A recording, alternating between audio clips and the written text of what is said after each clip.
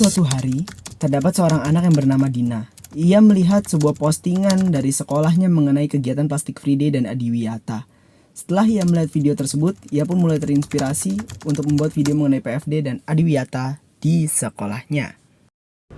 Halo guys, gimana nih kabarnya? Saya harap sih baik-baik saja ya. Hari ini saya akan menjelaskan mengenai kegiatan Plastic Free Day atau PFD. Plastic Free Day merupakan kegiatan mengurangi penggunaan plastik yang dapat berpotensi menjadi sampah plastik. Kegiatan ini dilakukan dalam rangka mengurangi sampah plastik yang mencemari bumi karena lebih dari 380 juta ton plastik diproduksi setiap tahun. Dan tentunya ini sangat berdampak bagi bumi kita loh. Cara pertama kita untuk mengurangi sampah plastik adalah dengan menyiapkan botol minum saat membeli minuman dan menyiapkan tempat makan saat membeli makanan di luar. Lalu langkah berikutnya adalah meminimalisir penggunaan kantong plastik dengan menggantinya, yaitu dengan menggunakan tas berbelanja. Lalu, jika kita terpaksa menggunakan plastik, maka buanglah sampah plastik tersebut jika telah digunakan ke tempat sampah. Ingat loh ya, dibuang ke tempat sampah bukan dibuang secara sembarangan. Oke, itu aja dari aku. Semoga bermanfaat bagi teman-teman sekalian. Pada akhirnya video Dina pun viral dan mendapatkan apresiasi dari banyak orang. Tetapi Sesi teman Dina merasa iri terhadap prestasinya dan mulai membulinya. Oke, halo semuanya, juga halo Dina. Saya izin ambil videonya. Lihat nggak sih, kegiatan apa sih ini? Ribet amat sih kalau kita diatur sama plastik kan. Padahal nih ya, kalau misalnya sekalipun kita udah mengurangi nih penggunaan plastik, toh masih ada aja permasalahan lain yang bisa merusak alam, bahkan lebih berbahaya. Kataku sih ya, ini mah nggak usah diikutin. Ini anak nih cuma mau caper aja sama sekolah biar dapet nilai bagus. Ih, kalau orang yang berprestasi tuh nggak perlu lagi tuh namanya cari muka. Oke guys, hanya itu aja dari aku. Makasih ya yang udah nonton. Video Sesi pun memicu konflik di dunia maya, sampai akhirnya seorang guru yang bernama Pak Suryo mengambil tindakan untuk mendamaikan Dina dan Sesi. Oke anak-anak, itu saja pembelajaran kita pada hari ini mengenai media sosial. Untuk Dina sama Sesi, nanti setelah bel ini berbunyi, temui saya ya. Bel kelas pun berbunyi. Ada apa ya, Pak? Dina, Sesi, temui saya di ruang kesiswaan ya. Baiklah. Dina, Sesi, saya telah melihat permasalahan kalian. Sebetulnya ini adalah permasalahan sepihak menurut saya, di mana Dina sama sekali tidak membalas ujaran kebencian dari Sesi. Sebetulnya ini, Bapak itu bukan begitu, tapi Bapak tuh setuju dengan Dina yang menyebarkan informasi positif, tetapi dengan Sesi malah sebaliknya. Kamu itu menyebarkan ujaran kebencian terhadap teman kamu. Jujur seharusnya kalian ini sama-sama saling mendukung untuk berdampak baik bagi sekolah kita. Manfaatkanlah media sosial semaksimal mungkin, karena memang media sosial itu bisa berdampak positif, bisa berdampak negatif, tergantung kita yang seperti yang Bapak ajarkan tadi di kelas. Dan sekarang Bapak berharap kalian baikan sih. Dina, aku minta maaf ya karena aku ngajak kamu di media sosial kemarin. Hari ini aku mau ikutin kamu deh. Iya, nggak apa-apa sih. Aku maafin kamu ya. Nah, gitu dong, kan bagus.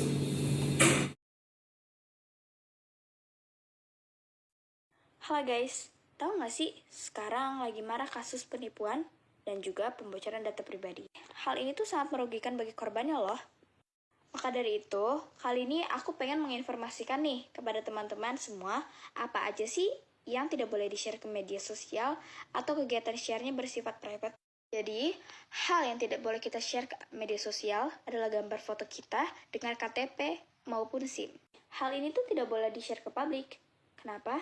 Karena ini menyangkut data pribadi kita dan ini dapat digunakan oleh penjahat untuk memasukkan identitasnya loh. Jadi, sekalipun kita ingin memberikan foto KTP, kita harus melakukannya secara private. Dan kita harus betul-betul yakin kalau misalnya foto KTP itu betul-betul digunakan untuk kepentingan, seperti mengurus kartu keluarga ataupun dokumen lainnya. Jadi, jika orang yang secara private menghubungi kita untuk meminta KTP kita, kita tidak boleh memberikannya juga. karena kita hanya boleh memberikannya kepada pihak yang dipercaya, sekalipun itu secara private. Oke, lalu juga ada nih hal lain yang nggak boleh di-share ke publik, kayak boarding pass, dokumen keuangan, kartu keluarga, dan dokumen penting lainnya. Oke deh guys, itu aja dari aku. Makasih banyak ya udah menonton. Semoga bermanfaat.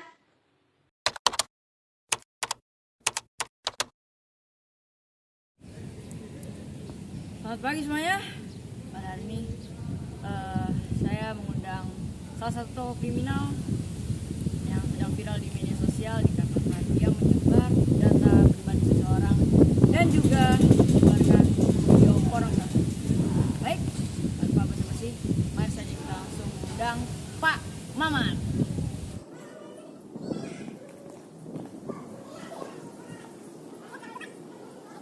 Oke Pak, selamat pagi Pak.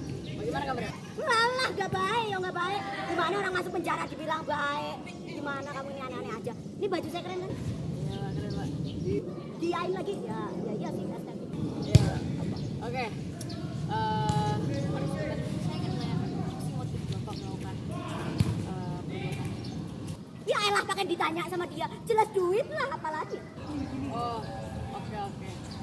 Kalau gitu tujuan Bapak menyebarkan video pornografi itu apa? Ya untuk biar enjoy aja gitu loh. Kan kita ini harus akrab sama anak-anak muda gitu ya. Ya sebar-sebar dikit lah. Lagian siapa suruh anak-anak muda sendiri yang mau nonton kok. Oh, buktinya yang nonton banyak, rame tuh anak-anak nonton pornografi. Ya biarin lah, biar enjoy gitu kan. Enggak ada, iseng-iseng aja saya. Lalu bagaimana kronologi Bapak dan Kronologi saya masuk penjara gitu. Iya, saya. Kamu mau nanya kronologi saya masuk penjara? Iya, benar. Gini. Itu suruh diem dulu. Gini, saya mau jelasin. Nah, kronologi saya masuk penjara tuh jadi awalnya saya iseng-iseng itulah nyebar pornografi. Dilaporin, tahu-taunya ketahuan, viral gitu, masuk penjara, kena sidang, ketahuan lagi kejahatan saya yang lain, memalsukan KTP. Ya habis gini loh, saya heran. Anak-anak muda zaman sekarang kok pacaran nggak modal? Mana ada zaman sekarang ngasih duit gratis 5 juta dengan foto KTP gini dong? Nggak ada. Maka dari itu pacaran tuh yang modal. Gitu loh. Ini kan saya yang rugi jadinya saya masuk penjara. Gara-gara kalian ngomong aja sih. itu apakah Bapak menyesali? Ya enggak lah, ngapain menyesali? Aneh-aneh aja. Udahlah kamu nanya aneh-aneh. Saya pergi. Wah, aneh. Iya.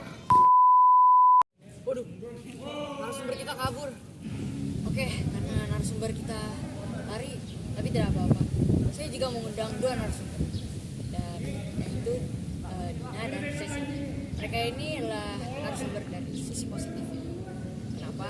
Karena mereka adalah seorang pelajar yang mengedukasikan masyarakat luas. Oke, langsung saja.